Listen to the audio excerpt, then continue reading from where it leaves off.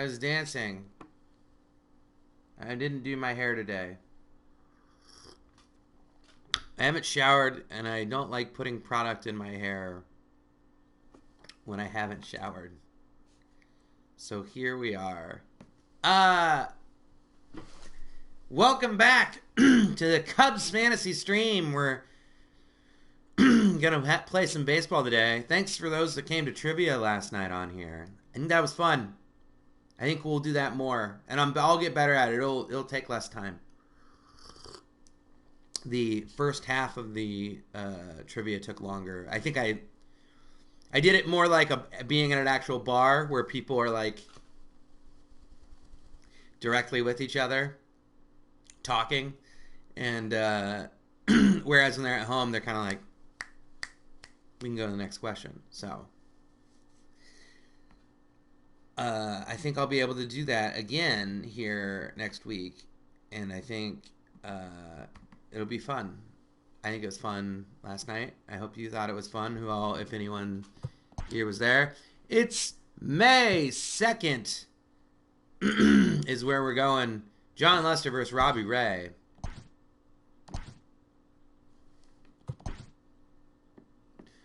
PJ Higgins.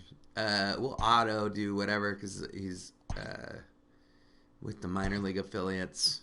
And I mess enough with playing fake baseball with the real team. Wow, the Cubs. I might have to have Jarrell Cotton do a spot start sometime here. It looks like the team is getting a little fatigued overall. Ooh, left-hander. That means because Javi's definitely going to be in the top 3 or 4. God, Schwarber still has... I didn't realize Schwarber still had as good a power as he did against... oh, that's Contreras. Yeah, Schwarber doesn't have that good a power against left-handed. Oh. Ooh, Hernan has pretty good contact against left-handers. And what's his speed? His speed's 48. Oh, do I want Steven Souza playing? Sorry, trying to figure out team. God, I can't believe Kipnis plays center field, but not other fields. I'm going to play Almora again. Almora's been playing well. Yeah, and Hap's not even that good against left-handed hitters or pitchers. So, ooh, Schwarber's looking low on the energy there.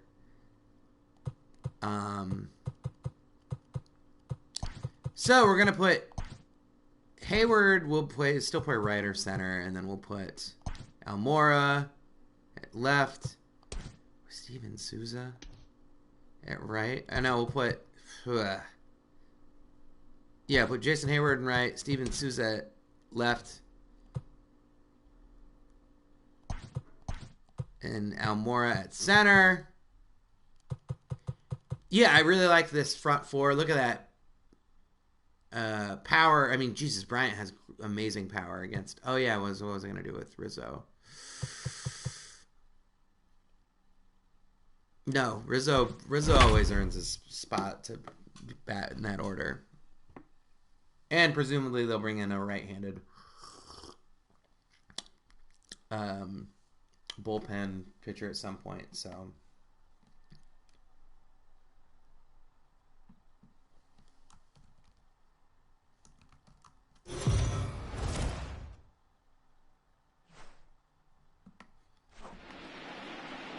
get loud.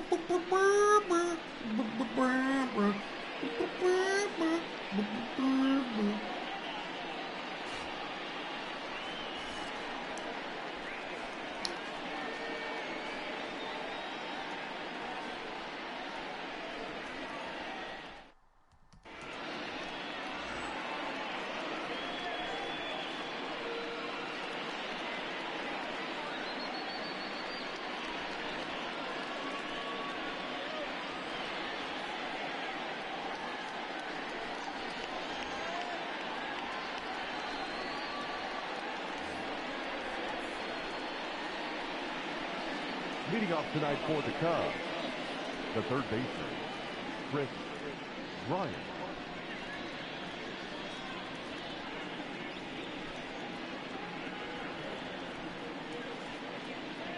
Oh, Chris Bryant's son.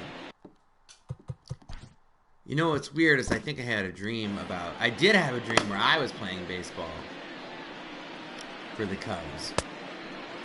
But it was a weird one where there weren't regular Cubs players. Or it was like a mix of people, like comedians were playing. And then First pitch. for some reason the field like dropped off. I don't know, it was weird. 1-1. It was weird. I also had it, yeah, I don't know, it's weird stuff. Weird biz.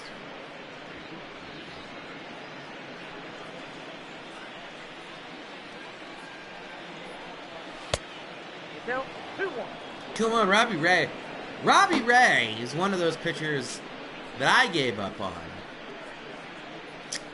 Because they like strike out a lot of people, but also they just, that's their best feature. Ooh, nails it. Will it get past? Oh, well, almost going to be a double, but not quite.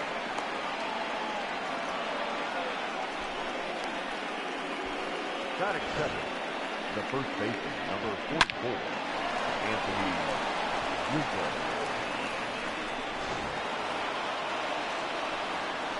Anthony Rizzo's coming up to bat.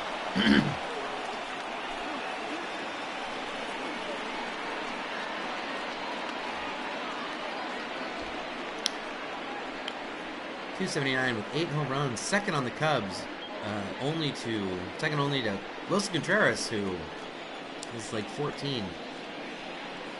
So I feel like the power surge from the Cubs is kind of fallen off lately, where there hasn't been as many home runs as of late.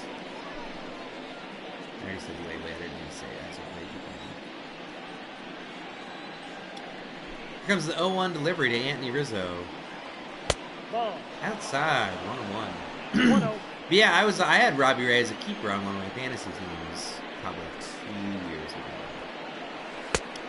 He does strike out a lot of people, and he's fun to watch. I think he maybe has walk issues, and then he throws a lot of pitches, so he doesn't get to go through a ton of the game. He could still have. He's one of those people, and this has happened once or twice to me, where I give up, where I am a big fan of them and believer in them for 3 seasons.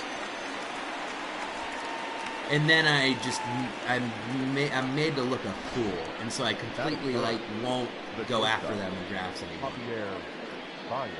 And then they do really good. I think he's one of those players that still has a ceiling where he could get it together, because like I said, the strikeouts are still there, so he could get lucky. So Ball 1, no strikes. Ball 1, no strikes. Javier Baez has some flipping power against left-hand. Or actually, so Contreras' power is crazy against left-handers. So is Baez. Not as high as Bryant's was. A lot of people probably don't like me having him Bryant being a leadoff hitter against a left-handed pitcher with the amount of power he has. My argument is his on-base skills are still really good. And also, don't you want Bryant as many times as you can against that left-handed starter? That's essentially, if you put him in the 4 spot, if you had him be cleanup, that's an inning's worth, presumably, if they're all outs, but that's an inning's worth of at-bats that he wouldn't be able to get to. Outside. Ball 4. Something looks to be cooking with Wilson Contreras coming to bat. Runners on first and second with 1 out.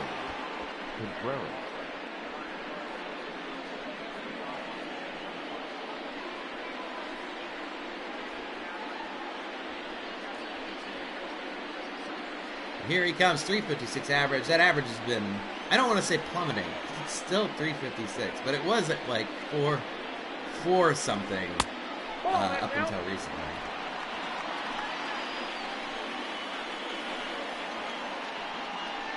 One 1-0 count. Ooh, strike 1. 1-1. Robbie Ray is about to throw pitch 17 already and 1 out in the first.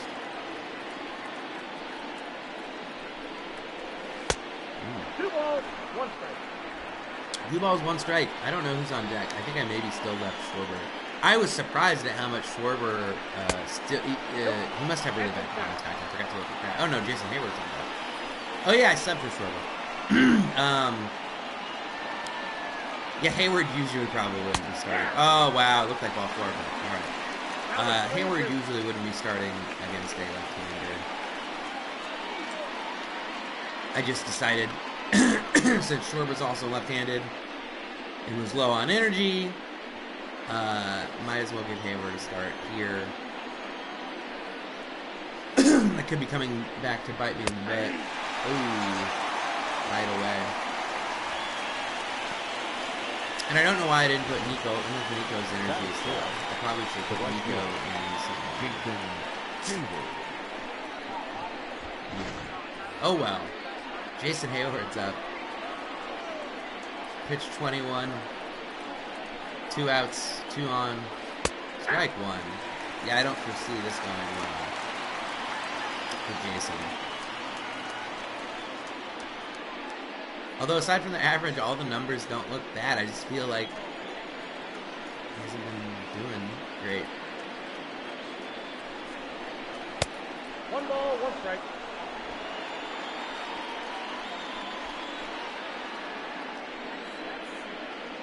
1-1 to Hayward. Strike 2. Ray of Light. Magic's Night. Time to Ignite. Number 38. Is that Robbie? Oh, Robbie Ray. Ray of Light. Okay. Just a then ray of light. Shit. Well, Hayward strikes out like we could have presumed him to. But he throws a lot of pitches for the first inning. So up next, Marte, Ahmed, and Marte with that Ahmed sandwich.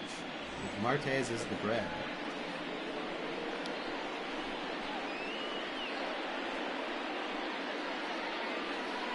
John Lester is old, but he's been doing good. He's been proving me the strikeouts really aren't there. The whip's not great.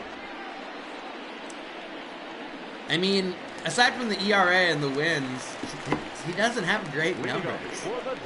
But he's 3-1 with the 3-something ERA, so I can't argue. I think he had one really good outing, and then mostly mediocre outings. But I think he had one really good outing. Like 7 or 8 innings. We'll see how he does here today. Against Starling Marte. Nope, that's inside.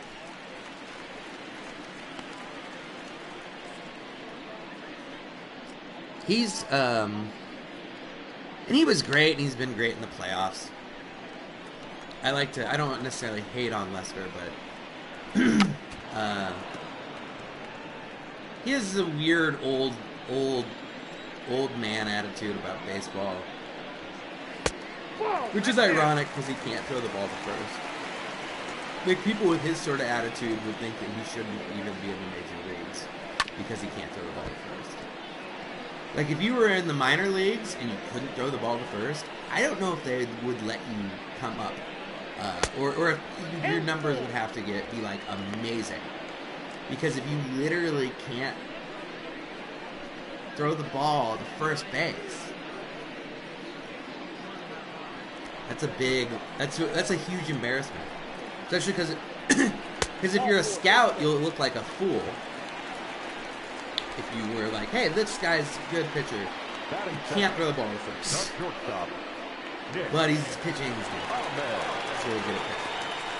He just sometimes has to underhand it to first. If he gets the ball, he has to either run it to first or run it close enough to underhand it. I don't know how well that'd go over for a pitcher that wasn't established. That's like, oh gosh, what's his name? What's his name? He was a control pitcher. Can't think of his name. And he pitched till he was probably in his 40s. They talk about him in Moneyball. I'm thinking Tim something? Not Wakefield, but like... Nope. But he was one of those pitchers where it was like, he was really good, but if he had been in the minor leagues, since his stuff wasn't electric, like, it wouldn't... Hits it deep, but it looks like it's going to be caught over the shoulder. It is. Jay Hay brings it in.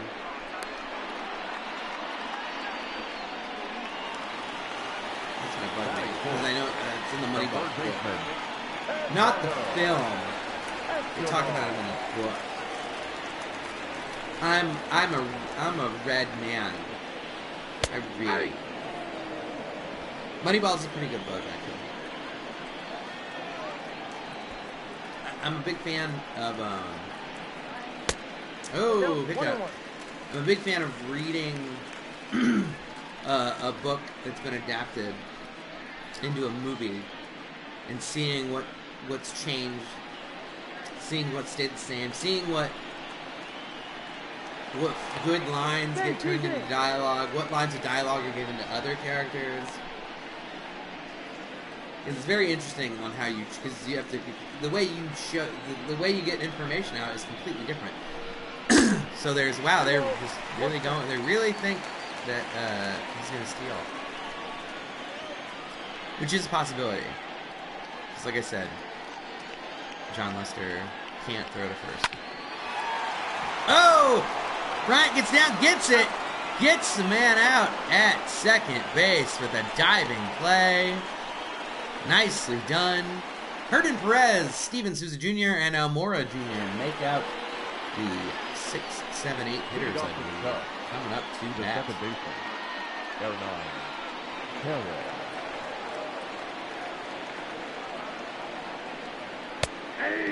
Aye.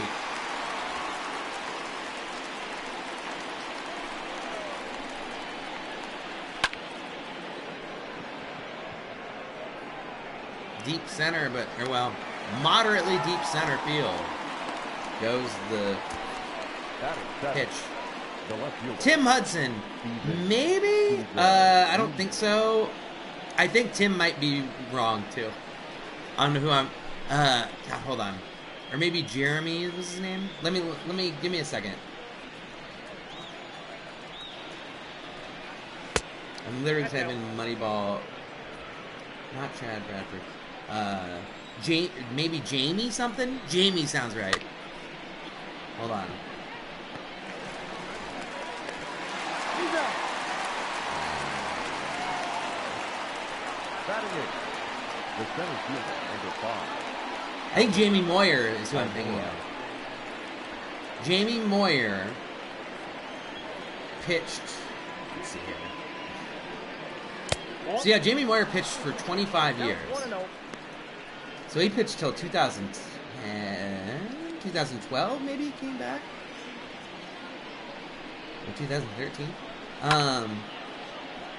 So Jamie Moyer, and maybe it was that when earlier in his career he maybe had more stuff and just had to adapt. But he was a good, let's look at his, I'm going to go to Baseball Reference and check out his stats. Nope, inside, ball 2. Because there's a whole, his stats weren't great in the last decade of his career. In fact, he never had really good. I mean, 1996 through 2003, he had some good years. Oh, contact going, but not deep. But he still was a... And he even went... Oh, in 2008, he had a 16-7 record with a 3.71 ERA. I'm surprised he was able to be a starter with somehow mediocre some of his stats were. But there's even a... In the Moneyball book... Now I'm forgetting the other guy's name. The guy who was a catcher who becomes the first baseman, Chris Chris Pratt plays in the movie. I got a ball. There's an exchange in the book, where in real life, where he goes 3-2 a bunch with Jamie Moyer, and it's like a 7-pitch at bat. And Jamie Moyer's like, "What do you want me to throw you?"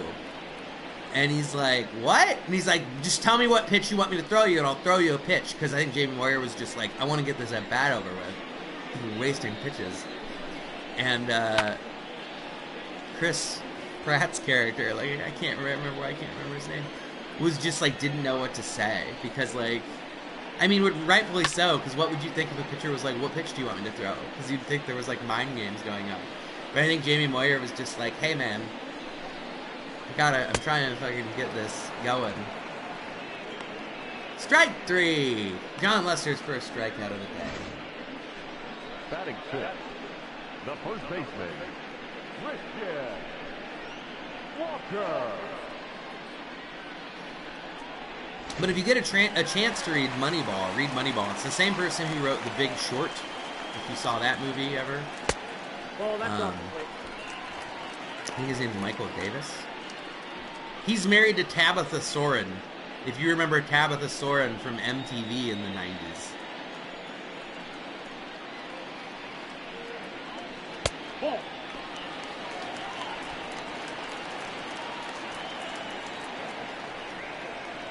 Two 2-0 to Christian Walker. Ooh, close it off.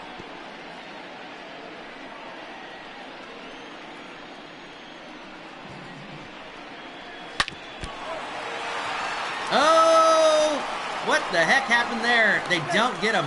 I'm gonna have to watch the replay. Did that bounce off of the pitcher? Oh no, John Lester's knee is swollen to twice its normal size, and he already had pretty big knees to begin with. Scott Hatteberg.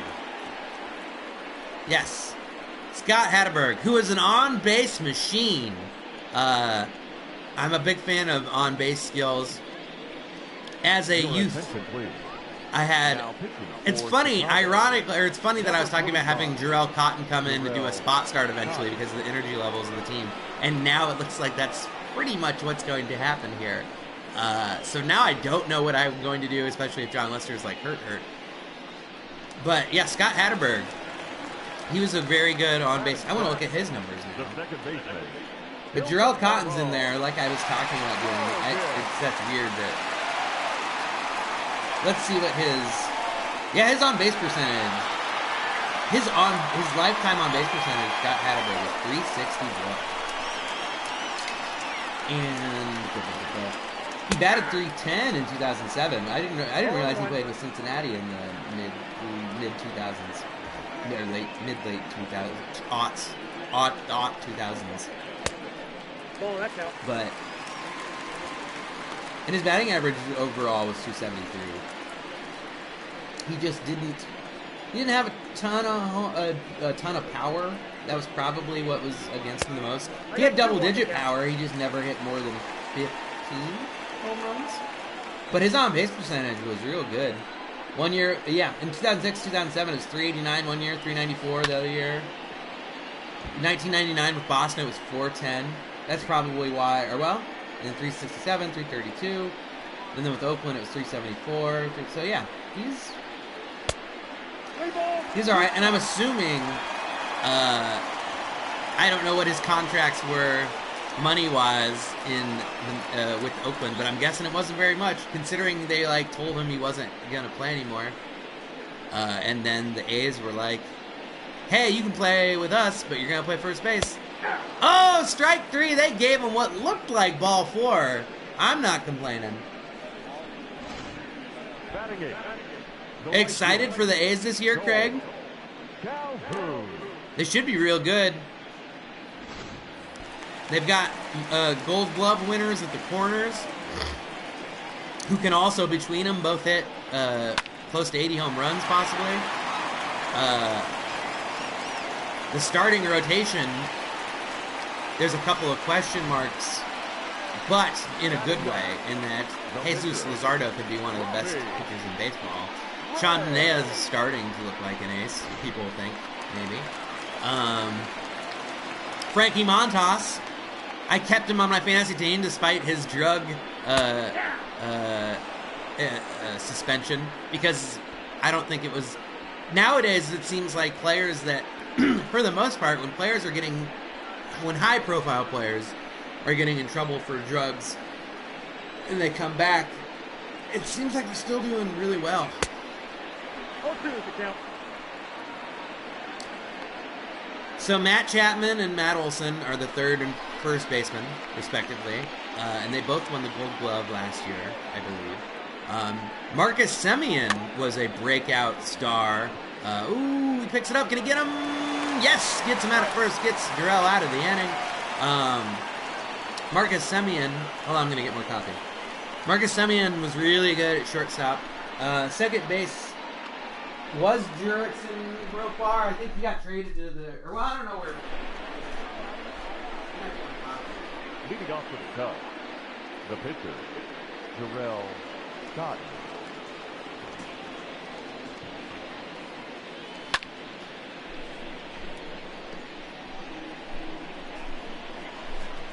But they have a couple of younger guys too. Franklin Barreto and Chad Pinder were both guys that could play at second base. And then Mark Conha, I don't know how to say his last name, but he did really good the last couple months when he started getting everyday playing time. He's one of those guys that people don't know if he just finally made the right adjustments, because he's like probably close to around 30 and he just now started hitting really well, but his numbers were really good. So, and then Sean Murphy is going to be their probably everyday catcher. Robbie Ray with probably at least his fourth strikeout, yes. Up next for the Cubs. But I like the A's. I like Billy Beane.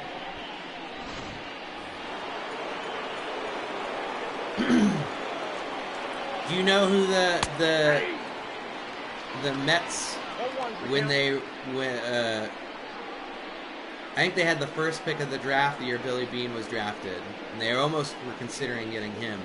But do you know who they got instead? This is how good Billy Beane was, or people thought he was going to be as a player, is that they couldn't decide, the Mets couldn't decide between picking Billy Beane or this baseball player. Do you know what baseball player they picked instead of Billy Beane? 2 balls, 2 strikes.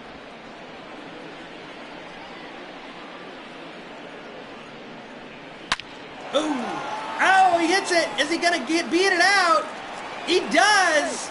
Nicely done, Chris. Probably going to be an error. We'll see if they... Oh, no, they scored a base hit. First baseman, number 44, Anthony Rizzo.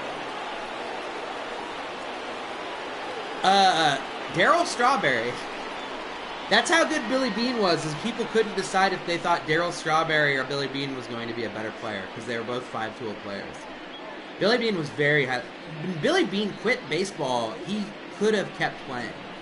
He voluntarily stopped playing baseball when he stopped. Because he was one of those, what they call like a quad A player, where I think he did really well in the minors. But whenever he just would come up and play a little bit for pros, like every year, and then not do very great. Chris Davis, he didn't do as well last year. Chris Davis definitely has a bunch of power and was a good DH. Chris Davis had a really weird stat where up until last year, he batted .247 for like 6 seasons in a row, which is nuts. Well, and Rizzo gets rung up. His strikeout. Now batting, shortstop, Javier Baez. Let's take a look at Chris Davis. Chris Davis. I'm interested to see how many years in a row he did that. 247. But that's a super weird... Yeah, okay. From 2015 through 2018, so 4 seasons in a row. Oh yeah, Strawberry's life had a crazy... I watched the documentary that was like talking about him and Dwight Gooden, or Doc Gooden. Ooh, are they gonna go? No. Oh, there was already 2. So 51 pitches through 3. So that's a decent amount of pitches, but he still is a pretty good game. the story about like Strawberry, like the day after they won the World Series, and he was like watching the parade that his team was in from like a crack house. Like woke up in a crack house and was having to watch the parade that he should have been in. Yeah, that's insane to have the exact same batting average that many years in a row, and he had and was always hitting over 40 home runs each year too. So yeah, it's super weird.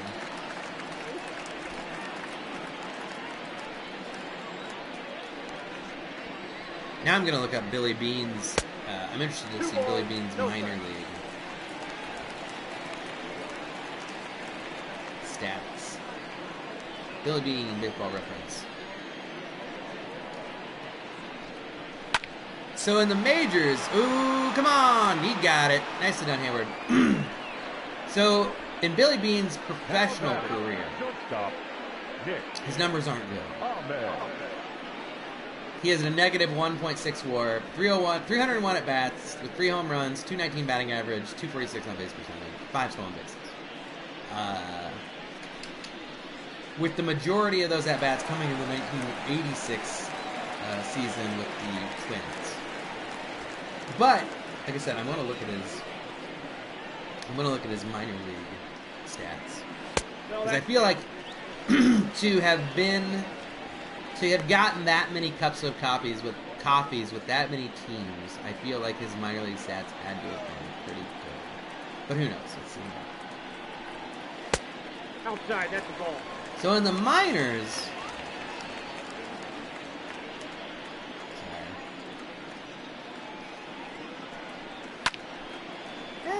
those numbers weren't even that great. In the minors, he had a 262 batting average with 317 on base percentage.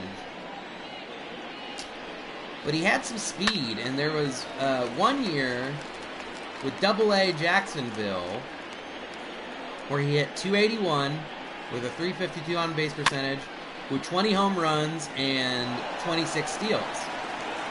So, and with 29 doubles too. So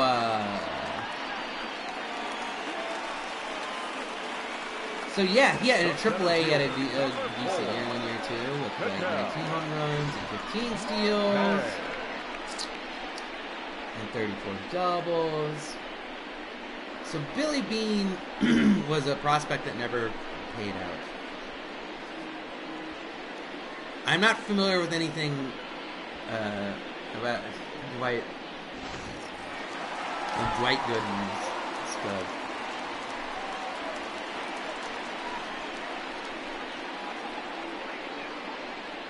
Of anything recently, but they both were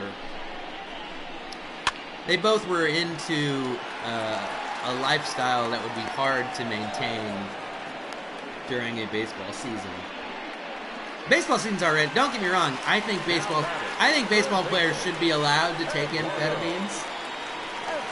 Probably going against the grain on that statement, but I think when you play 162 games in like 175 days, just coffee's not going to do it. I think they should be allowed to do a little bit of amphetamines.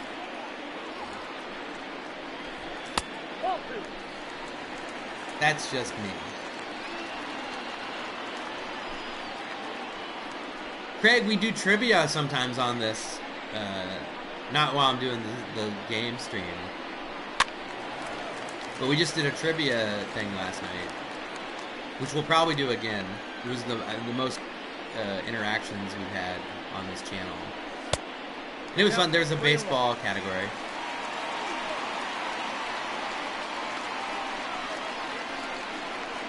(3-1) with 2 outs and Carson Kelly on deck to Eduardo Escobar. Jarrell Cotton. Ooh, ball 4. That's okay. The base was open. Now batting. The catcher, Carson Kelly.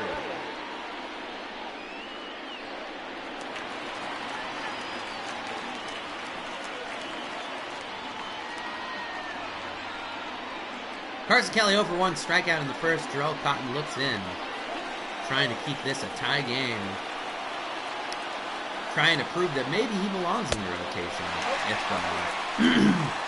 if John Lester maintains being hurt. I'm gonna have to take a look and see, because I was kind of surprised that Adbert Azale isn't up with the team. I'd like to look at his numbers currently. Yes, it should be on. It's the thing. If you look at my videos, it should be the thing that was last night. Should be the most recent thing that's recorded on there. It was very much a beta test. It started a little slow, and then I started to get quicker because I was trying to gauge how long people needed for things. But it's 4 rounds, 4 questions a round. The first round is a baseball round. I'll probably do that, or I can't decide. But I might do that most times since this is named the Cubs Fantasy Stream. There's a good chance that I'll have at least, if not a full round, at least start off with some baseball. Because I did have 4 baseball I had 1 yeah, the center fielder's not even gonna run after that because he can't jump 20 feet in the air. So that's a big donger. 448, dead center. That he didn't cheat. He didn't cheat to get that one. That's fucking. Let's get on. Cause yeah, Craig, you do a lot of streaming stuff and recording and stuff. Have you used OBS before?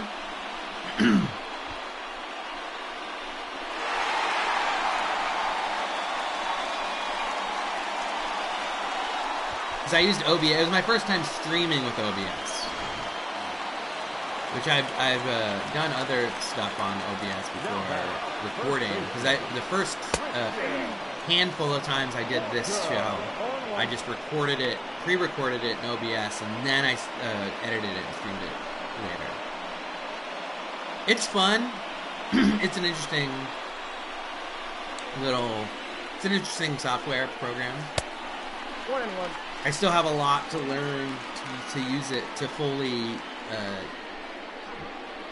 maximize its capabilities, I think, but for what I was doing, it definitely worked. It was interesting. Alright, Christian Walker's up. He's 1 for 1. Now it's 1 and 2 counts.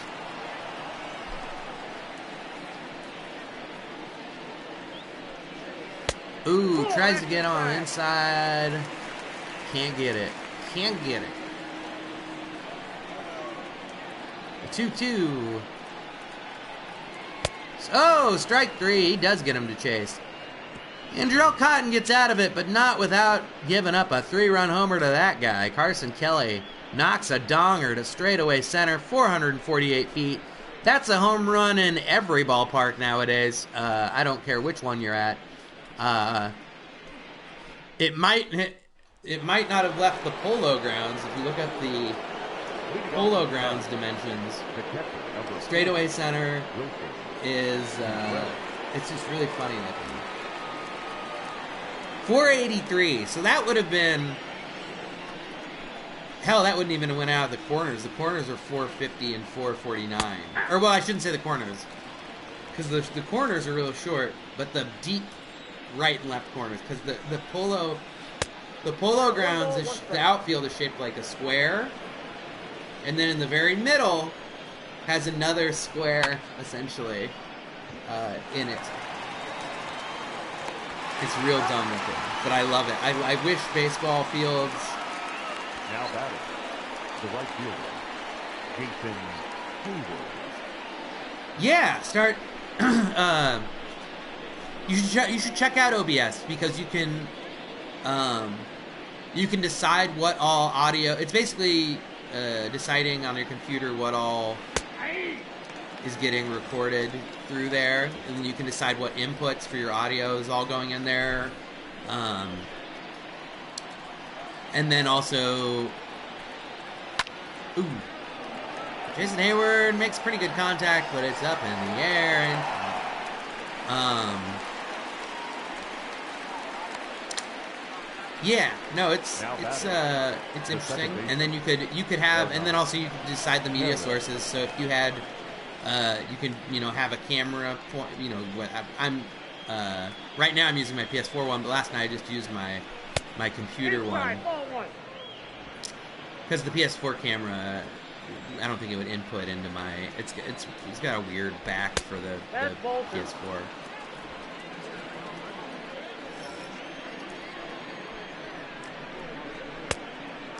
Count Right. 2-1.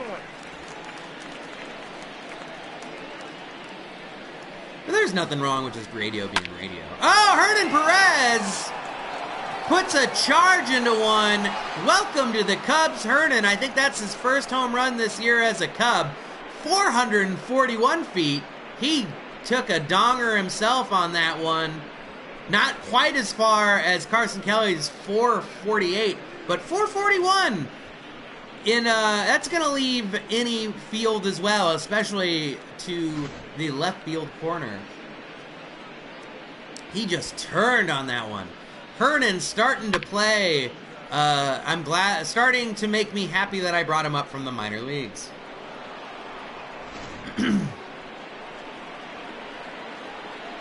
Steven Souza Jr.'s up. Now the Cubs have cut into the lead. It's 3-1 Diamondbacks. Steven Souza is 0 for 1 today with a ground out. This season he's 5 for 22. Have not given him a ton of opportunities. I had mixed feelings about his signing. The Cubs signed a bunch of players that might be good, that have had flashes of brilliance in the past, or not even brilliance. I think Steven Souza's career year was like, his average wasn't great, but he still Ball 3. I got 3-1. he still 3 balls, hit it very 1 hard. strike. Very blah. He still hit 20 some home runs one year before, and it wasn't last year when the balls were juiced. I'm just reading about murder hornets now. Great.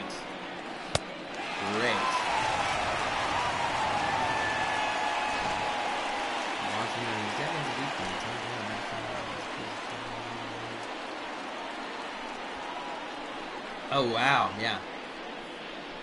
So beekeepers are going to have to, queens that can grow to 2 inches long, Asian giant hornets can use manual spray. Oh, wow, they kill up to 50 people a year. Now for the first time they've arrived in the United States. How did they get here?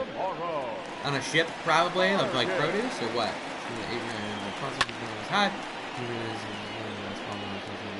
That couldn't be, that's not good. Ooh, wow.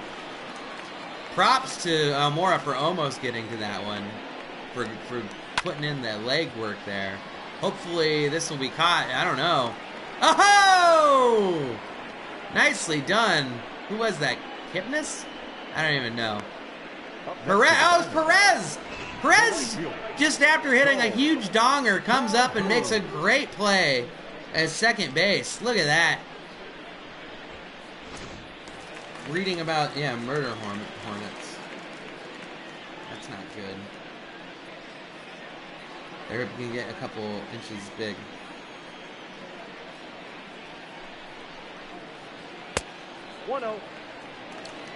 I do like one of my favorite stories about hornets and bees is there's this, I don't know if it's a specific type of bee and a specific type of hornet, but hornets sometimes have scouts. Well, they'll go scout an area. And so there was this hornet who goes into this area, this beehive to scout the bees, and the bees just swarm this hornet, okay? And the bees start to vibrate, and vibrations cause heat. So they start like vibrating, and it raises the temperature of themselves, and also on top of the hornet. And it's one of those things where like the top temperature that bees can handle is like 106 degrees, and the top temperature that the hornets can handle is like 105.4 degrees or something. And so the bees vibrate themselves to like 105. These are all like arbitrary numbers. I don't know what the real numbers are. But the bees essentially vibrate to raise the temperature to a temperature where they essentially burn the hornet alive so that it can't go tell the other hornets where the bees are at. Which is one of the most awesome, badass stories of nature that I can think of.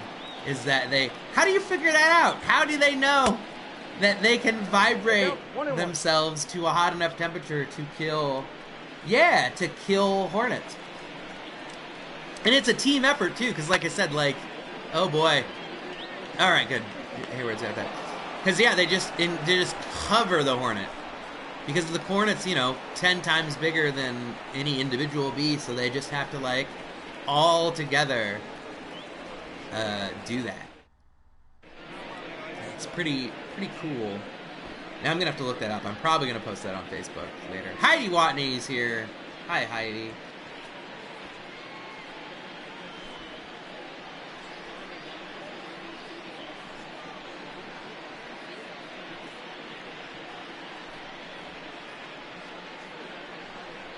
But yeah, so if you're interested in bees killing hornets, I bet if you Google search bees killing hornets, the center fielder, number 5, vibrating, Almora, or heat, I'm sure you,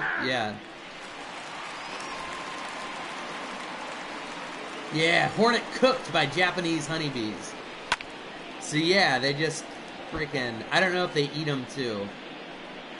I don't know. I don't think they do, but that'd be an extra little fuck you to hornets. Yeah, they cook them to death. Yeah, the fact that the difference is literally a matter of tenths of a degree, I think. Yeah, barely.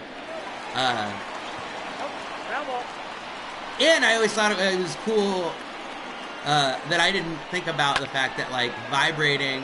Ooh, it drops. So it was a misread in left field. They say, to be fair to him, the trainer is out of the dugout examining the hip area of Marte. Oh, Marte is complaining of tightness. It looks like Marte might be out. Either Marte, they're both pretty good. So Josh Rojas, although he might be pretty good defensively. They say the hardest fly ball to catch is the one hit right at you, and I think that's kind of what happened there. Because it's really hard to judge. A line drive coming right at you is kind of hard to judge. Ooh, are they going to go to second? No! They are, actually! He looks like he's safe! So they must have thought that they weren't going to get him at first regardless. So, but what was going to be a sacrifice bunt turns into an infield single. I think you would count it like that. I mean, it was a fielder's choice, but I think when the fielder's choice doesn't work, you maybe still get a hit. I'm not entirely sure.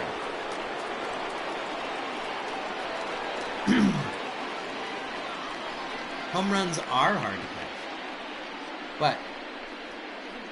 But yeah, I remember seeing the thing on the History Channel with the bees. I thought it was home run in the left center would be pretty dope. I mean, he's 2 for 2 on the day. Also, his Chris Bryant's power against left-handers is like a 90.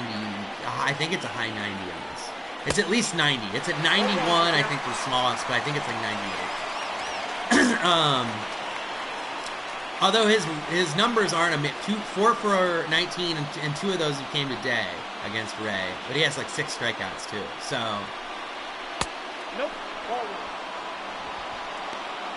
How dare you trade for Matt Carpenter? If I'm gonna make any trades, I doubt. God, who would I trade even? I remember when I've actually played a season where I've been playing. I've tried like hell to trade John Lester and Jason Hayward, and no one wants any part of either of them really. Which is weird because John Lester's actually an 80-something, I think. But he still gets paid a lot, and Jason Hayward just gets paid so much. Oh, that's low.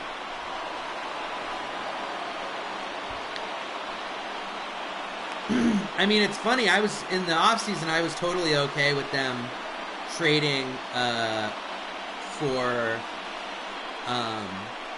I was totally fine with them trading Bryant or Contreras. For Contreras, it would be I'd want more in return because Contreras still isn't getting carried. Oh, walks. The base is loaded. The first baseman, number 40. Yes, often they have the like our budget can't handle it, which is kind of sometimes it makes sense. Other times it's like Anthony Rizzo 0 for 2 with 2 strikeouts. Could this be his at bat where he vindicates himself with a grand slam home run?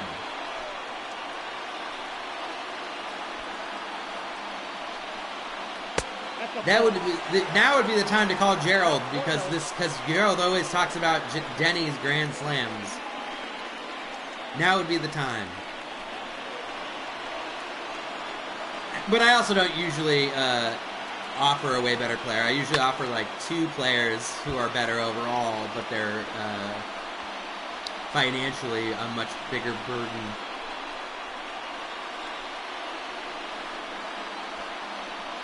But I never really tried to trade Chris Bryant. Because he's pretty good in this game especially. Like in real life, I was more okay. Ball outside, or high, I don't know. Yeah, I think it was high. I think he said upstairs, I don't know. But, in real life, apparently they talked about, and what they were gonna do. Because they were talking talked about trading with the Padres, and I would have been fine with getting, especially if they traded Contreras. Well, ground ball. They're gonna get 2, but the Cubs are gonna get a run. So that's kind of the compromise of situations. There is that the Cubs only got a run, but the Cubs still got a run, and they have a runner on third. So yeah, things could have been a lot worse for either side of the equation there. But now there's still a runner on third with the, let's see here, the third, I think Contreras is up. Or no, Baez, Baez and Contreras both have real good power against left-handed. Rizzo does love double plays. But that does mean he's making contact a lot. That's one of those, that's like Derek Lee one year led the league, I think, in double plays, but it was like he kept making, it was like, darn. Oh, the throw almost messed him up. But the Diamondbacks leave the inning with the bases loaded with no outs, only give up a run, which I think that they would qualify that as a win in their book because they still maintained the lead. They only gave up a run, and that was the heart of the order. They didn't have to face Contreras. Alec Mills is coming in now. Alec Mills. So Alec Mills is 3-1. Josh Rojas, who was subbed in because one of the Martes got hurt. It is confusing that there's multiple Martes. There's Starling Marte and Ketel Marte are both on the Rays, and they both hit in the top 3 spots.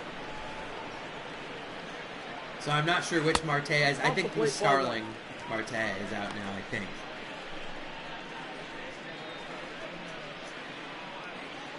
Alec Mills, I didn't know if he always wore glasses. Maybe this is a major league type situation, the film, where he finds out he needs glasses midway through the season, and then he starts to do better. I don't know. I'm trying to figure out if I want to eat anything. Did I eat anything today yet? Does anyone know if I had anything to eat yet today? I'm trying to think. I don't think I did. Before bed doesn't count. I have pizza-flavored Doritos. Or not Doritos, pizza-flavored Pringles. I ate a cutie pie. You are what you eat, right? Yep. I was with you. I was with you on that. I picked up what you're putting down. And I appreciate the compliment, but at the same time, that makes me really hungry for all sorts of regular real pie. Like that, now I'm thinking about apple pie. And not in the perverted way. I just mean I'd like to have sex with an apple pie and marry it. But I'd marry it first. Ooh, butterscotch. Butterscotch. I don't know if I've had a butterscotch pie. I probably have. Let's go to Perkins sometimes when it reopens. Get some pies. I like pecan. I like apple. Full count, 3-2. Yeah, I'm starting to think I maybe am I don't know if you can develop dyslexia later on as an adult, but I'm starting to think maybe I have that as well, because that's been happening to me. Sometimes I just need glasses. I don't know if... Oh, strike 3. I'm kind of concerned where I was like, gosh, is it my eyes or my brain? You know what I mean? I'm like, is it me getting older and it's just my eyes? What's aphasia? I feel like I know what aphasia is, but I'm just... Alright, heard it. Awesome ability. Yeah! That too. I've been having lots of trouble remembering people's names. And just phrases, like words that I know. Like the neurons aren't connecting. And it's getting frustrating. And some people are like, oh no, you're just getting old. But I wonder how many people for like the first 5 years of having like dementia or early onset Alzheimer's have to deal with people just being like, yep, that's all just getting old.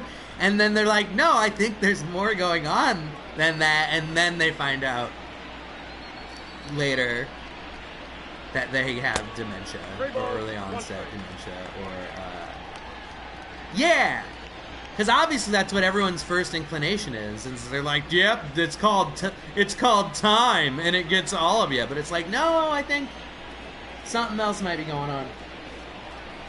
But I don't know.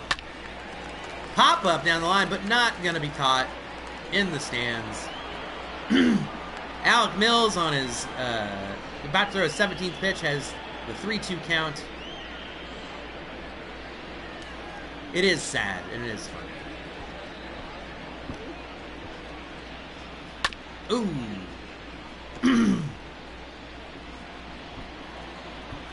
It's weird. Would you rather have your physical body be doing great and your mind collapsing, or vice versa? Like, would you rather be sharp as a tack, but then, like, your body just can't do anything anymore? Because my grandma's 95, and her brain is so sharp, but her body is just like she can't really do much anymore. Which is understandable, because like I said, she's 95. But I feel like she's a prisoner inside of her own body. Because her mental faculties, I think these are both okay to use that, are all still there. But she just is like, sometimes when you talk to her, she's like, what? And you're like, nothing. Or you have to like say the thing like 3 times and speak like very specifically to her. And when I give her a hug, I can hear her like her ear, her hearing aids are like, like I can hear like the feedback from her hearing aids when I hug her.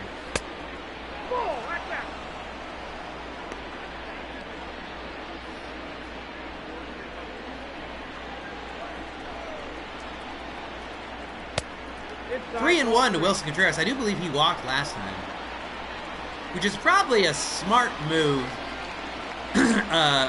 for people to walk Wilson Contreras, as he has been swinging a hot bat the whole year. He was leading the league in home runs at 14. I don't think he does anymore. I could be wrong. I do feel like he's hasn't had a home run in probably 3 or 4 games. So someone else. Oh, wow. Robbed of a base hit there. Nicely done. Give credit where credit's due, and that was a defensively solid play by Christian Walker, who dove, and then good job by Robbie Ray to be running to first base. A lot of times, pitchers will just watch that play and not realize that they should be, getting to the base to cover the base. And so good job on Robbie Ray to get there and cover it. Your attention, please. Oh, wow. For the Diamondbacks. Merrill Kelly is coming Number in. 29. I'm a little surprised that after an out Kelly. with 97 pitches that they would take out Robbie Ray. That surprises me. Usually, if it's less than 100 pitches, unless maybe his energy was low, I guess I didn't see it. But if it's less than 100 pitches in, and there's no one on base, and you just got the out, and it's the sixth inning. And also, Merrill Kelly is actually going to be pretty good. He's a pitcher. I think when I looked at the Diamondbacks, they for some reason they have Merrill Kelly and Mike Leake in their bullpen, and they're both projected as starters. Depending on if you look at MLB.com or ESPN.com, at least one of them are both listed as in the starting rotation, and they're both listed when they're listed. They're both listed as the 3 or 4 starter. So it's not even a question that one of them will be a starter. But neither of them are a starter in this game, apparently. I'm a little confused. Oh, good job not swinging at that one. 3-2 pitch to Jason Hayward from Merrill Kelly. Swings at what would have been ball 4. But Hernan Perez is coming up. The batter, the second baseman, Kelly. You may remember him from a monster donger last at bat. Let's see what he does here. Strike 1.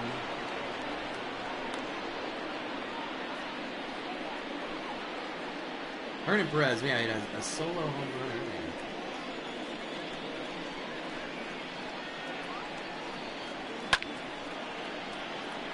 Well, he's down 0-2 quickly in this first. There's a bat against Merrill Kelly. Takes it high there, though. Like I said, Merrill Kelly probably has the stamina. Like I said, since he is a possible starter, I feel like with those guys in the video game, when they have guys that they're not sure are going to be starters or in the relief, they give them medium amounts of stamina, which is I don't know, kind of sucks because it's I guess I need to look, but We got full count. he should be a starter this season. And so if you're playing the game and you want us to have him be a starter, but his stamina is only 60 or 70, fuck! People keep swinging it, ball 4. But Merrill Kelly faces 2 guys, goes deep into both counts, and strikes them both out. Gets him to chase. And here we go into the middle of the bottom of the 6th.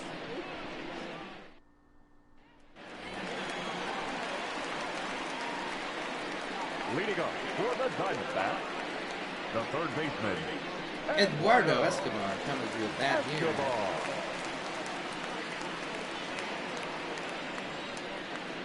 Escobar. Alec Mills still on the mound. Ooh. 1-0.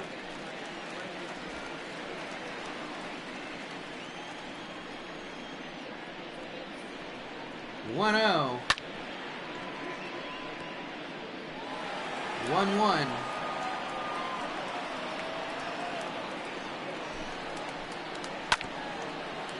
One, 2. I'm just gonna say numbers the whole time. 1-2 pitch. Ooh, a little low, 2-2.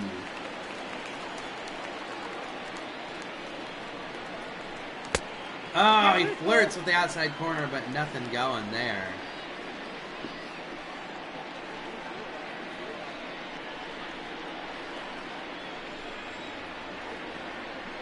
MVP yells someone, apparently for Escobar. I didn't think his numbers were that good. So he takes the walk. Darn it. Now batting, the catcher, Carson Kelly. I'm calling Trent. Trent, I'm calling you. If you're still there.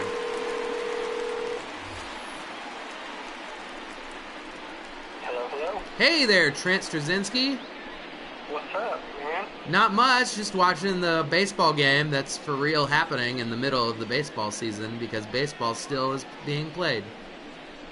Yeah, I know.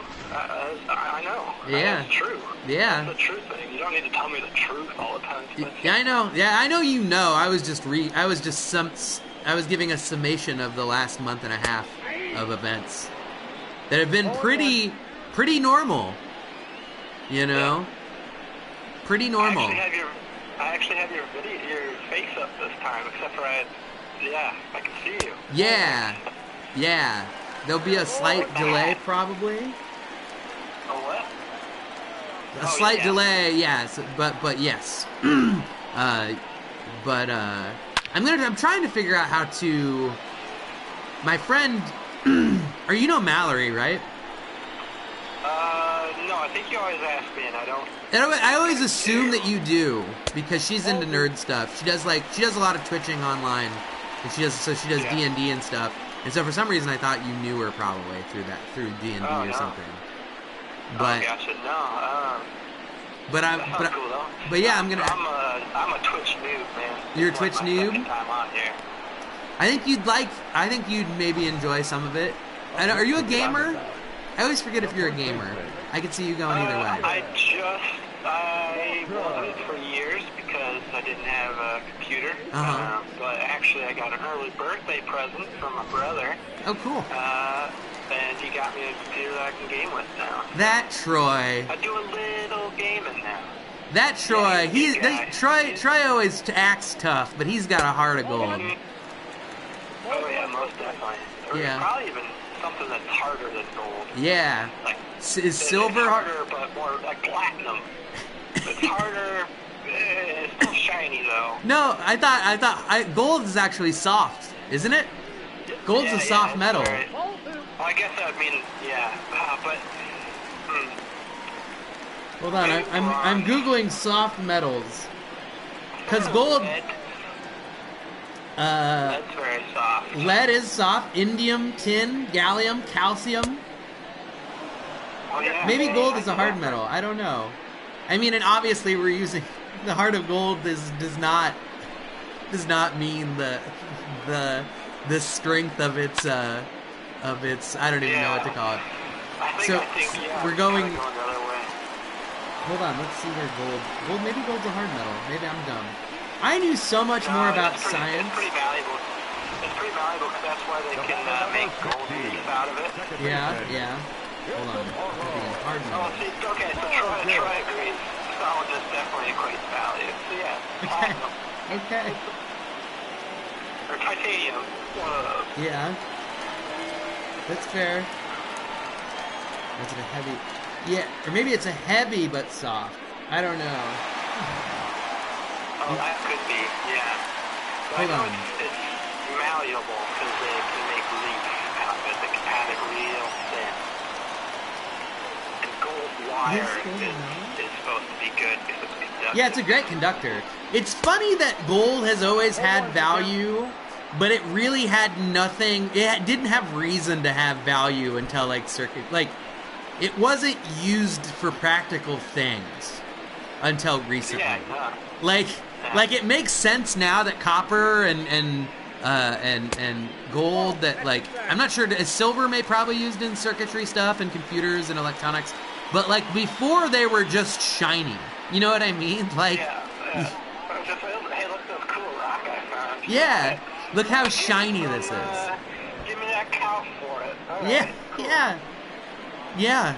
I mean, you could still make fucking chairs, and you can make I guess that's practical, but they're heavy. Gold is real heavy, I think. A gold bar weighs a lot. Yeah, gold. Great. I should know because I have a lot of gold. You got a lot of gold. Yeah. Yeah, you can barely. Whenever you pile them up, that's the other reason we know why they. still have this one. Because when you pile up gold, it will crush the bar. You can only pile up bars of gold so high before the weight of the gold falls upon itself. Hey, that's kind of like a good analogy for my genius. Yeah, fair. I stack it up so high, and then it crumbles. It's too much genius. Yeah, there's too much genius. Genius it's a fine line sometimes between the line between genius and madness. That's you think I'd be able to figure out a way around it, but yeah. That's just how it goes. That's how much of a genius I am that I can't think my way out of it. Yeah, I'm actually writing a thing right now where they have a throne made of gold, and they're like, we're gonna take this to a party, and they're like, because it's like a king and queen of thing that I'm doing. It's like a deck of cards, but they're anthropomorphic deck of cards.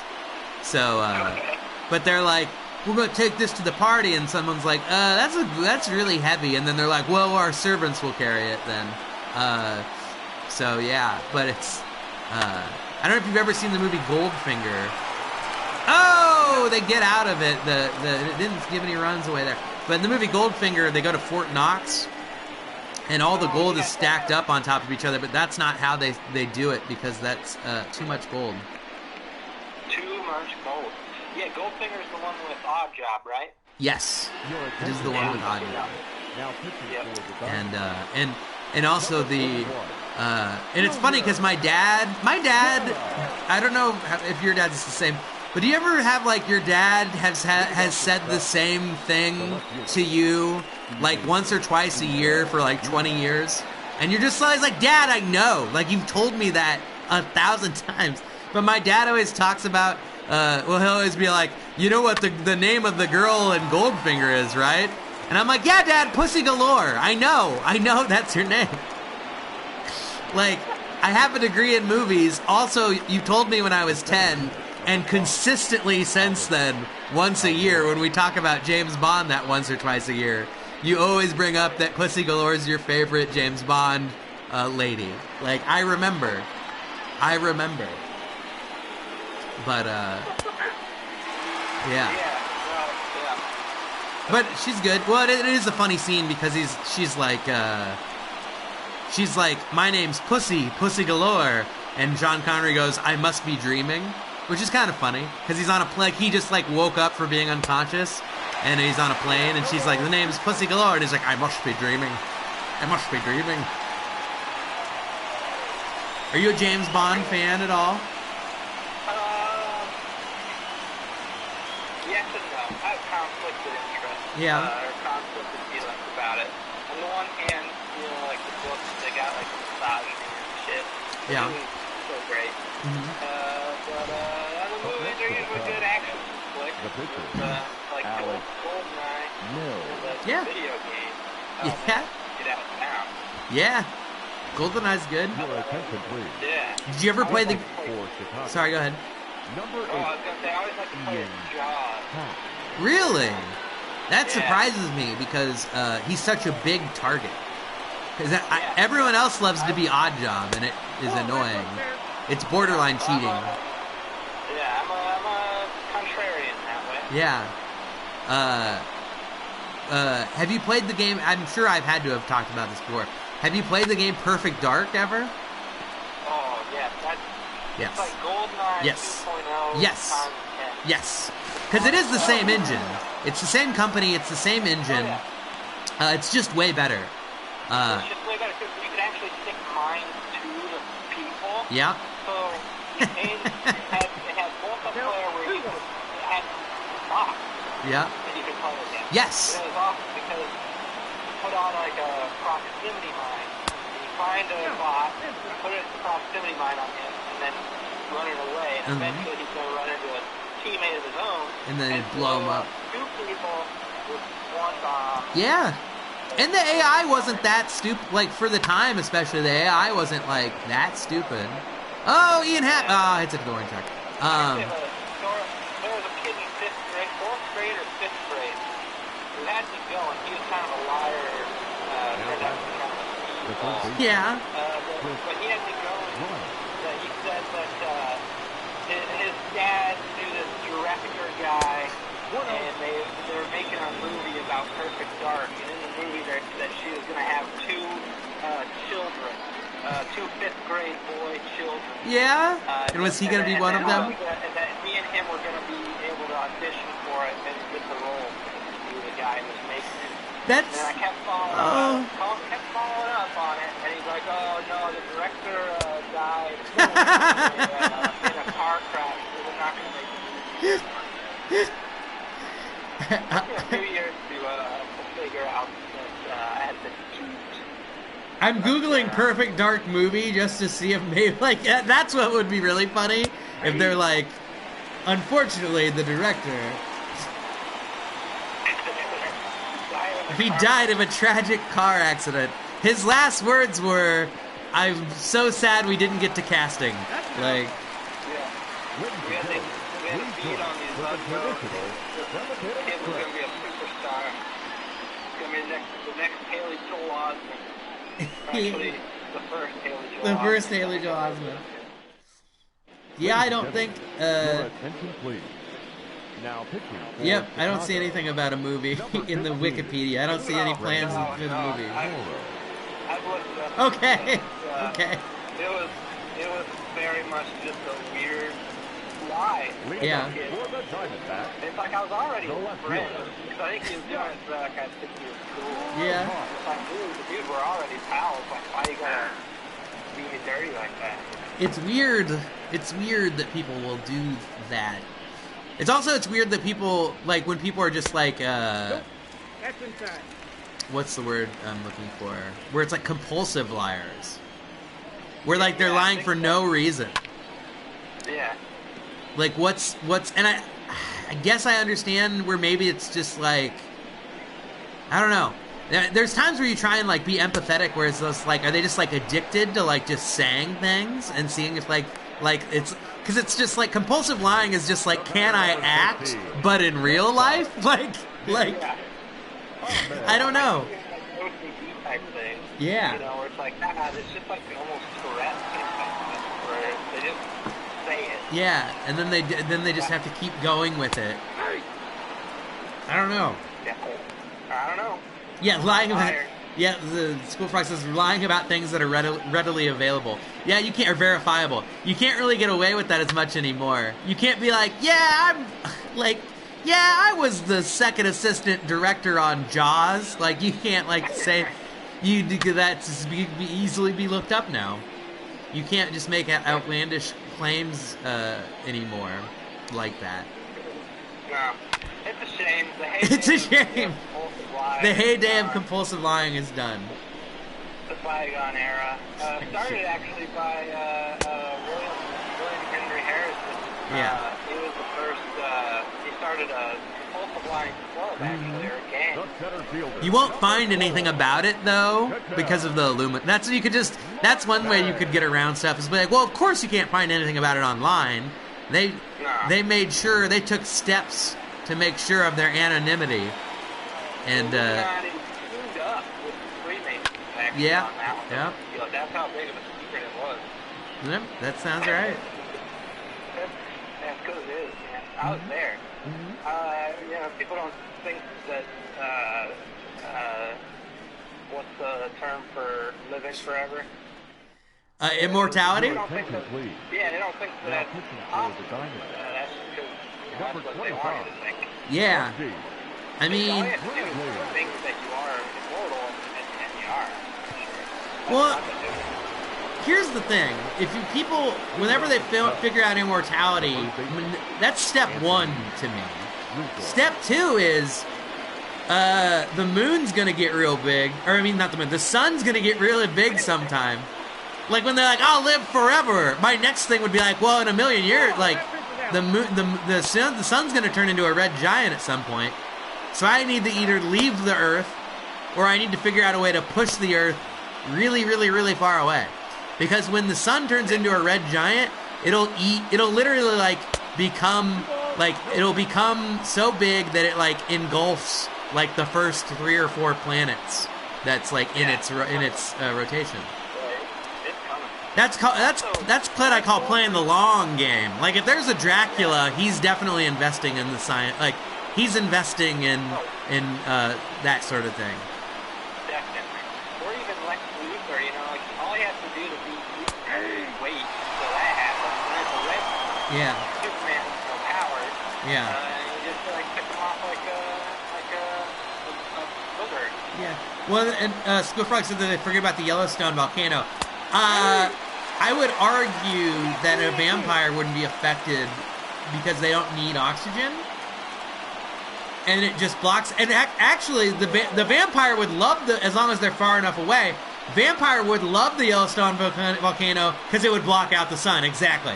So they would be loving it because they'd be able to come out they wouldn't have to hide for a long time. No, yeah, they could walk in, they could just run around. Yeah, that would be great. Like they own the place. Yeah. And they really Nuclear winter is more like 24/7 party time. Yeah. For them. The meek will inherit the earth, the vampires. Yeah. And then and the meek will inherit the earth for a very short time, and then the vampires will eat them. So yeah, we'll see. Very, very interesting. Oh, Javier Baez is up. There's one out, 8th inning. Archie Bradley is pitching, who's a very good relief pitcher. I don't know who their closer is for the Diamondbacks, but here comes Javi Baez, who he's always looking to hit a giant home run. Inherit from whom? I don't know. Oof. Javier Baez. School Frog called them the Jew-Minati. Because I like to, yes. Because a conspiracy theory is no good if it's not also racist at the same time. That's yes, yes. Bingo. Oh. Count is 2-1. It'd be nice if Javier Baez hit a home run here. I feel like he's been lacking in the power department. Ooh, that one. He wanted that one. He swung hard there. 2-2 count to Javier Baez. Yeah, he'll do it. He'll win the game right here. Well, 3-2 count with Wilson Contreras on deck.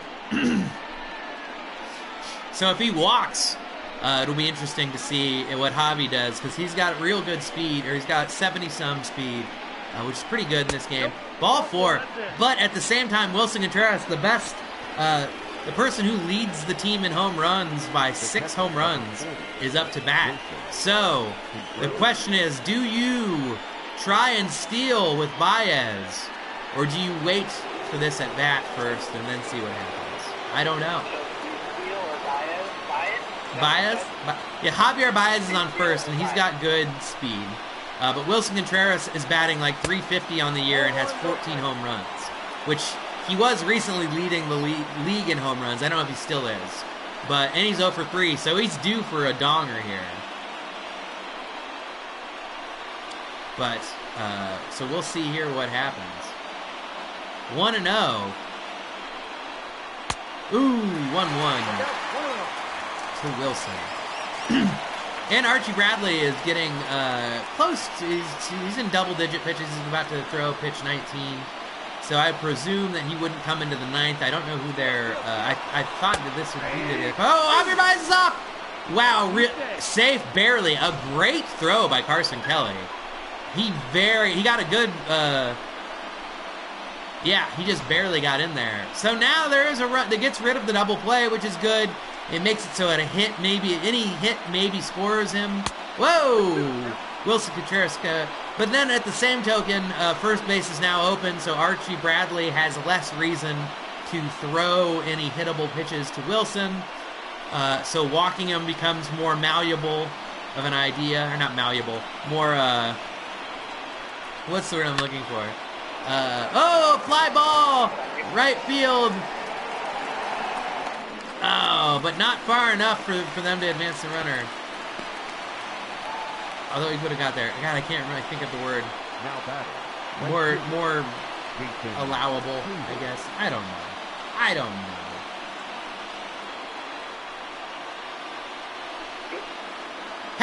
Oh my goodness, Hector Rondon is coming in. He used to be the Cubs closer for a while. What happened? Multiple times. He lost the job multiple times because he was like a placeholder closer. But I think he kind of got fucked over because he was doing a really good job whenever he was losing the closer role. And then he kind of fell apart after that. But I kind of think, to me, it was almost a mental thing as much as anything. Because to me, if you're a closer and you're doing really well, you should get to still be the closer. But they were bringing in higher profile people back in to be closers. But then he went and he pitched for the Astros. I don't know if he was their closer last year, but he was really good for them last year, or the year before maybe. And now he's on the Diamondbacks. But he's good. Oh, Hayward hits it hard. Let's see what his numbers were. Hector Rondon. But yeah, it was sad because I liked him a lot in the closing role for the Cubs, but he just kept getting displaced by more famous people. Although his ERA, his career ERA is 3.29. Last year wasn't that great. Let's see here. Yeah, with the Cubs. Gotta see how many saves he had.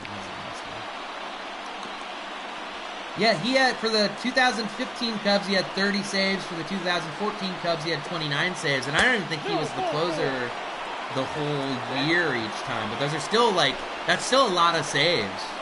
Yeah, maybe. And then 2016, he had 18 saves. So I feel like in 2016, someone else took over probably. Or obviously it was, what's his name? Wade Davis became the closer. He was a high-profile guy. And then in 2017, he didn't have any saves.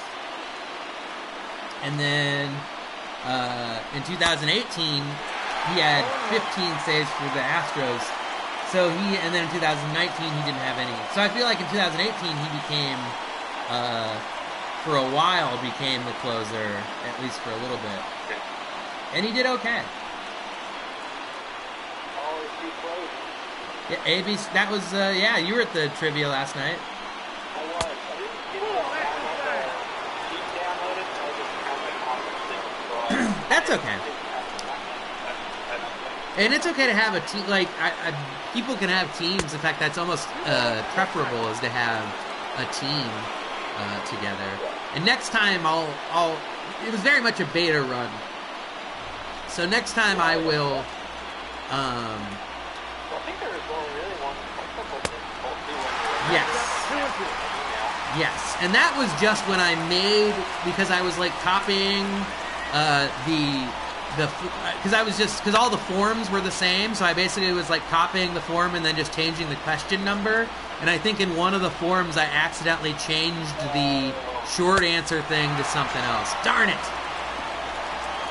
Strikeout. The Cubs go down in the 8th without scoring, despite getting runners at first and second.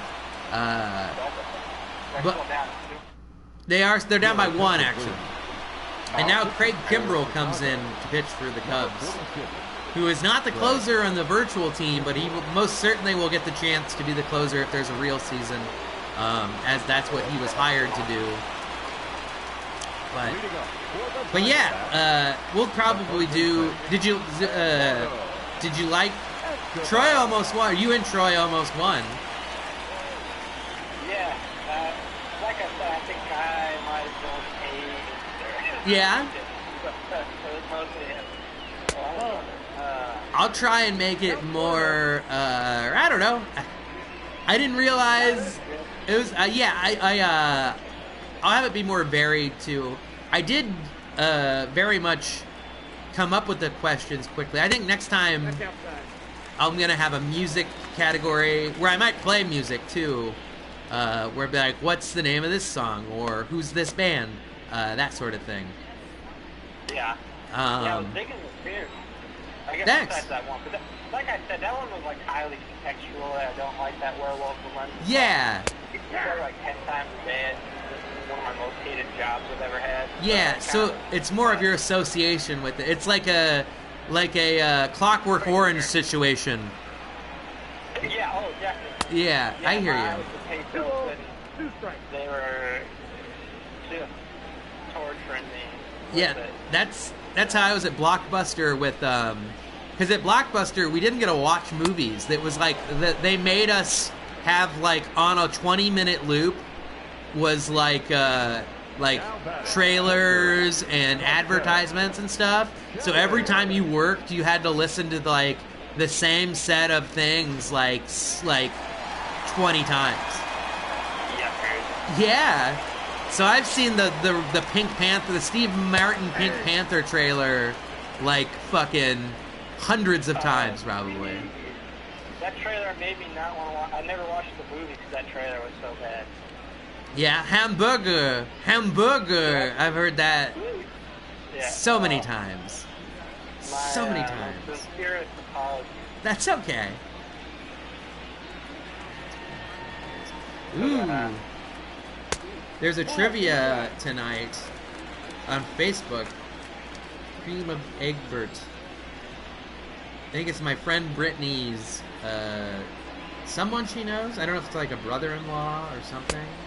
I'm gonna check out how my, or it's just a friend, or her friend's brother.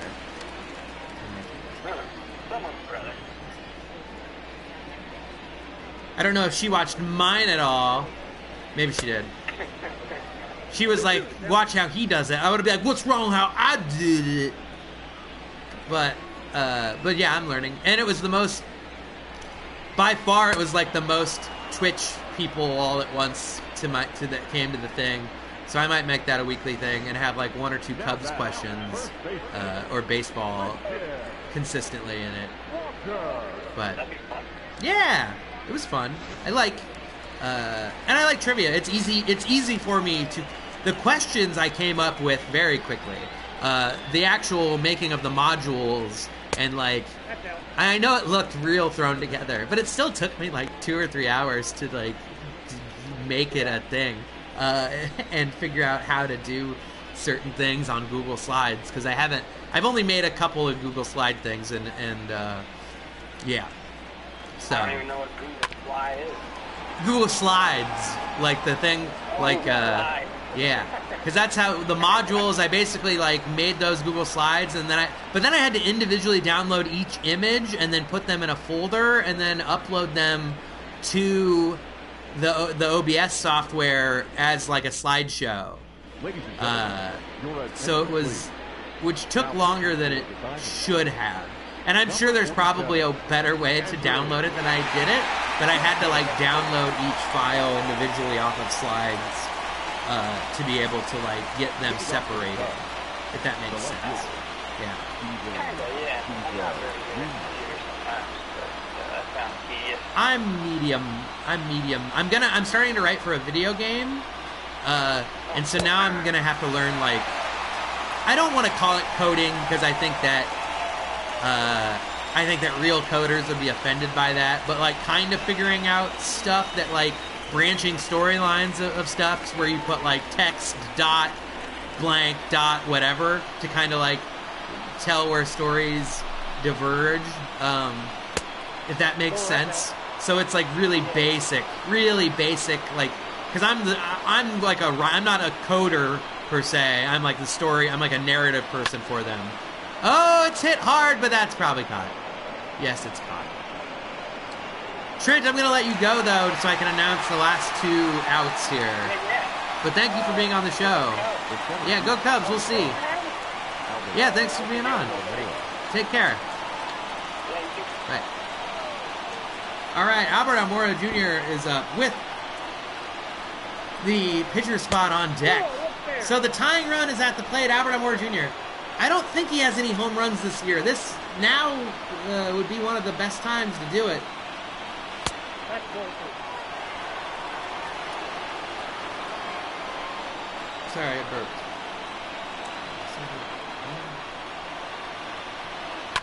Ooh, hits it down the line.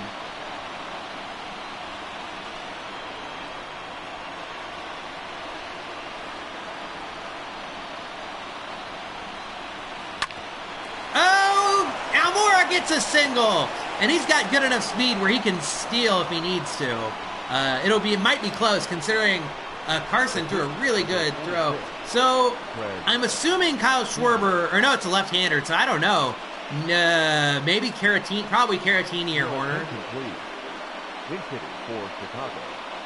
Number 2, Nico Horner, the rookie, coming in to pinch it. The go-ahead run. Golly gee gosh, we'll see what happens here. 1 out. Takes a strike high.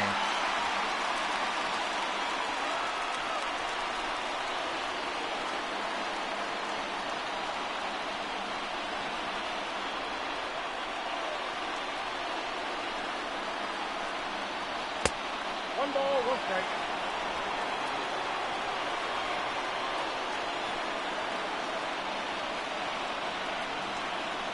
Ooh, strike 2.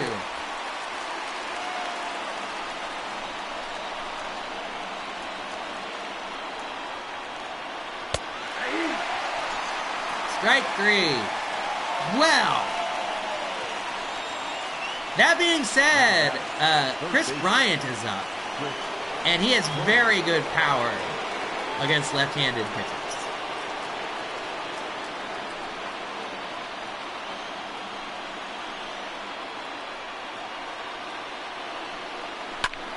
He hits it. It's deep. If it lands fair. Oh, is it going to score a run? I think it's going to score. It is. Almora's coming home. Tie game. Well, if the Cubs... Oh, I guess they can still lose in the night. So, Chris Bryant comes up big with an RBI double down the line. My only concern was if it was going to land fair, and thankfully it hit the wall. Just missed a home run, just missed being a foul ball, but it was a double, and that's good. Wowzers. So now we got a tie game. Anthony Rizzo's up. I would like for him to hit something to take the lead, as I do not want to, Oh, I'm sorry, Troy. I didn't see that you wanted me to tell Trent he stinks. You can tell him that. That's what big brothers are for, is to say mean things to their little brother. Yeah, that's fair. Here's Anthony Rizzo, 1-1. Mom gets mad. What, does he narc on you? Does he narc on you about it? Or did you do it, or you just do it in front of her? 1-1 count to Anthony Rizzo. Ah, makes contact, but foul. Lefty on lefty action. Way less sexual than I'm... Oof! Rip that one, but foul as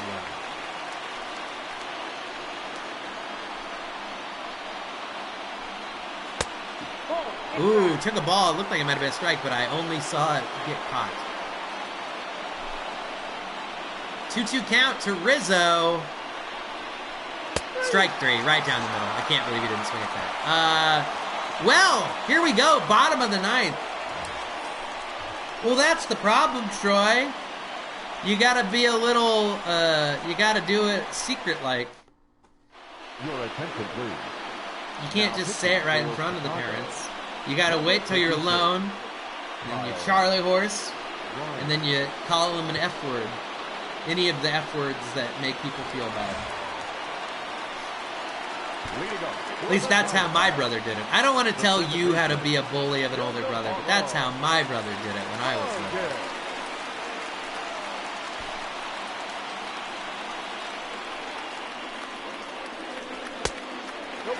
Yeah? My parents didn't care. My parents would send my brother to his room for like 5 minutes.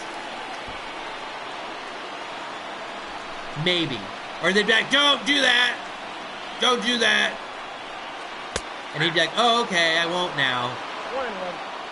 I won't keep doing the thing that you tell me not to do for years. Yeah. 3-3 tie game with Kyle Ryan pitching. 2-1 to Idieldermo Vargas.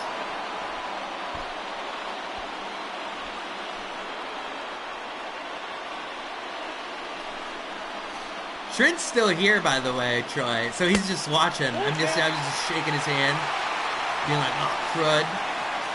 Are you still there, Trent? Get into it with your brother. I want to see some related, some fraternal fighting.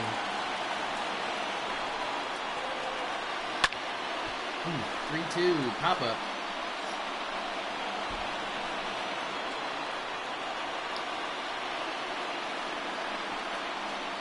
Oh, man. Oh, ground ball. Slowly hit. Brian has it. Throws it to Rizzo. And he out.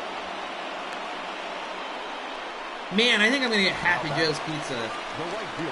Anyone else want Happy Joe's? I'm not saying I'm going to get it for you. I'm just saying, doesn't that sound good to everyone? Happy Joe's Pizza?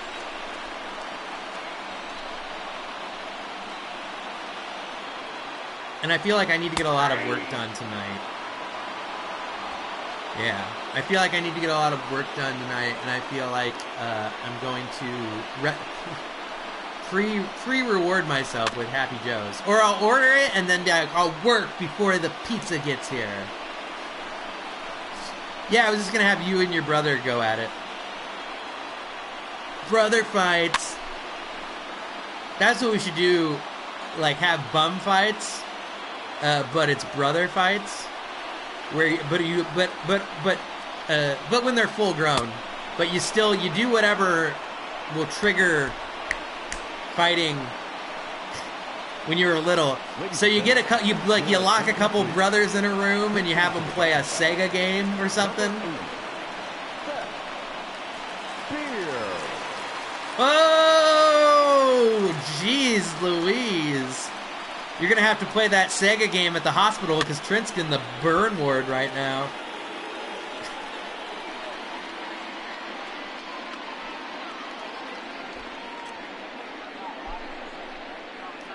That was solid. That was a solid bird.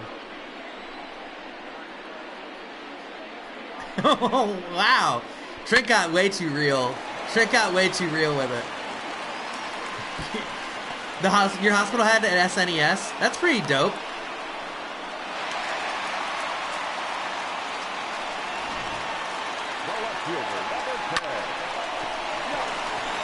It's good to joke about it, though. It's fun. I don't like it when people tell me not to make jokes about my own troubles. I used to have a joke about my dog dying, and people would get... and I get it, because everyone has their own dog, but it's like, you don't get to tell me how I react to my dog dying. Because I had a thing where we tried to close, when we, put one of my dogs to sleep, we tried to, close its eyes, because movies tell you to close dead things' eyes so that they can be at rest. But, a lot of times, the nerves are still working where you can't, the eyes won't stay shut. They'll, boing. And I did a thing about that where we couldn't close my dog's eyes or, be at rest, and they were just, boing.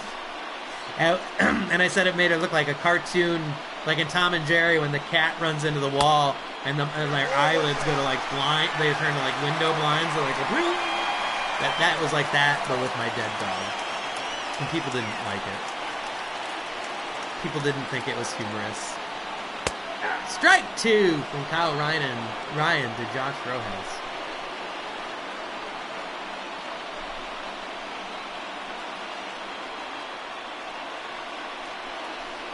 Ooh, Rojas hanging in there.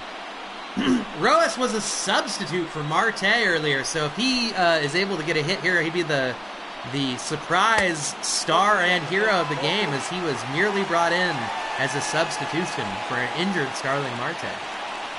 The 2-2 pitch to Rojas. And it doesn't matter if he walks this, like, this hitter doesn't matter at all.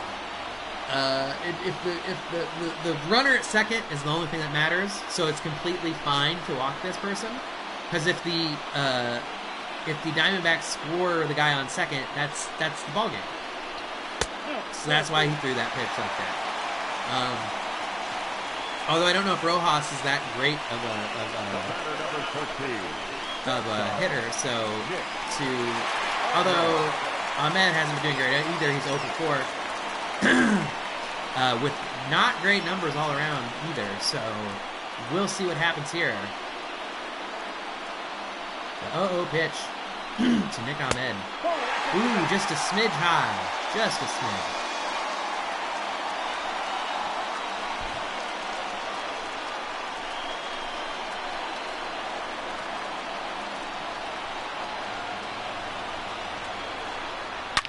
Oh, it could be the game. We'll see. It's up in 99 speed. Yeah, it's fine. A walk-off win for the Diamondbacks. LeCastro. Did they walk him maybe too? I don't know.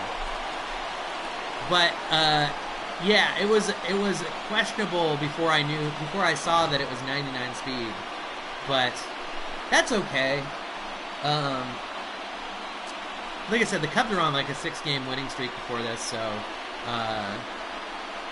if they just kept winning every game, that would be absurd. You can't win all of them. Although they still are only, like, this might make them, depending on what the Reds do today, this will be a factor in where they stand. They might be tied. So the player of the game, Carson Kelly, with the big 3-run donger earlier. Yes, I would like them to go home as well. I think. And out come the grounds crew.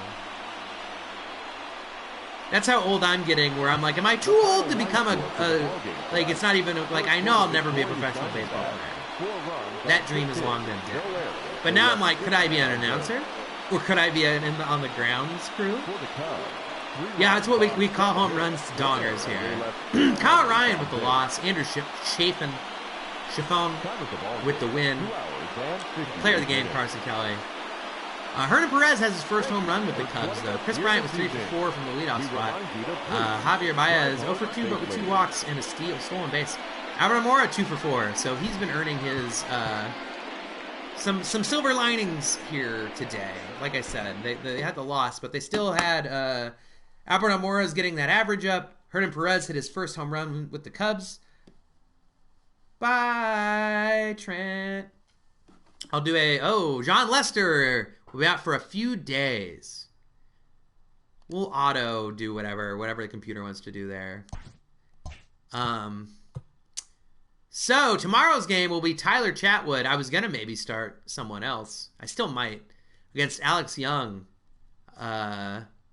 Let's see where the rankings are. So the Cubs are still a game up after today on the Reds. So we'll save that. And then,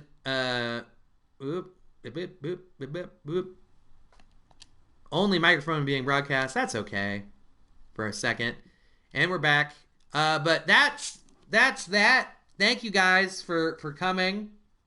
I'll see you tomorrow. Also, we'll probably do another trivia thing here next week sometime. So thank you for being here.